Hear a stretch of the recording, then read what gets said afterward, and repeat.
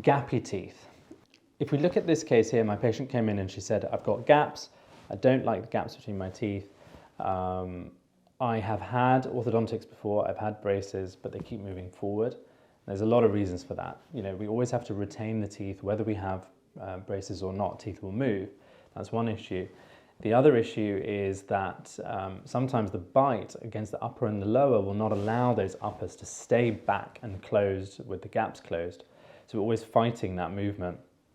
So we have to find a way of closing the gaps without fighting retention all the time. So the challenges with gaps from an aesthetic point of view is that when you have gaps and we want to close it up, we don't want to have wide teeth, because if you've got a gap and you're adding material, you can end up making the teeth a lot wider, and that might not be the right thing. And sometimes the midline over here will have to mean that one tooth has more added to it than another, and then you can end up with a load of big teeth. The idea is to try to add a little bit to a few teeth rather than adding a lot to fewer teeth. And the reason for that is then you can spread the width across a number of teeth, and that way you only have to widen each one a little bit, and then it's about creating light reflections and contours on the surface of the teeth to disguise that width. And that's exactly what we did here. Now, we had a good starting point. Why? Because we have pretty equal spacing. You know, if we look at this case here, we've got a gap here, we've got a gap here, there's actually a gap there, there's a gap there, there's a little bit of a gap there. So we have kind of equalized space, which is great, which means that we can add little bits to each tooth.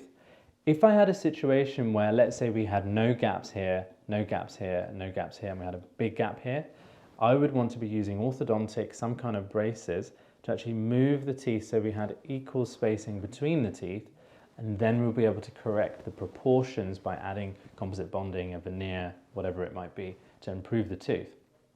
So just like every case, we want to get the patient into temporaries, and then we want to copy that into the finals.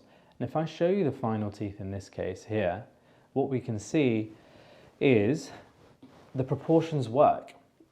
The width of the teeth has been controlled by the contours of the teeth. We're trying to disguise the width by trying to draw attention to the shapes here.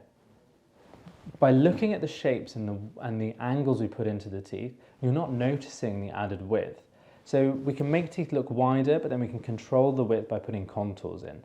And this is all tested in the temporary trial. So gappy teeth are quite challenging because you have to always close the gaps without making them look wide, but this is how we would do it. And in this case, we've treated the teeth with just 6 veneers with barely any touching of the natural tooth. Underneath, these teeth are pretty much exactly how they were before. So that will be a long-lasting, safe result for a long time.